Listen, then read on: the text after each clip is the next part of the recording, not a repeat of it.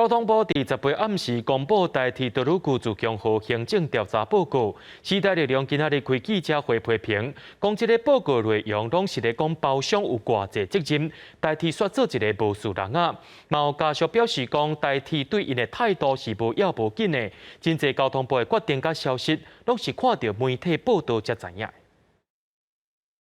交通部10月暗时公布台铁达洛克号行政调查报告，有罹难者家属认为，这份报告伫5月底就已经完成啊，却到7月份才公布，是真不满。替部分家属召开记者会，时代力量嘛批评报告内面台铁敢若要背离责任，互人看无台铁要改革的决心。拿出一份和解书，和解书的内容，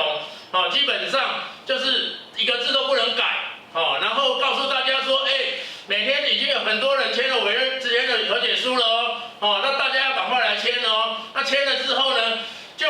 由台铁来负责来告这些包商，仿佛台铁完全都没有责任一样。罹难者家属组织的自救团体表示，台铁对家属的态度是真凊彩，真侪消息家属拢无法度伫第一时间知影。其实每一次家属获得什么资讯，都不是台铁直接告诉家属的。台铁跟家属之间有一个群组，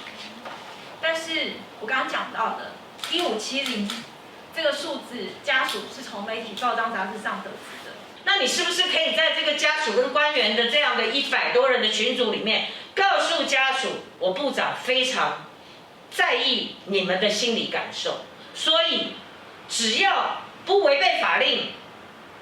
我们现在来讨论一下。那有结论的时候，我们会第一时间告知大家。交通部讲，关怀慰问家属的工作拢一直有咧进行。部分家属反映无事先通知就公布，交通部会来改进，卖参考家属的意见来检讨改革台铁。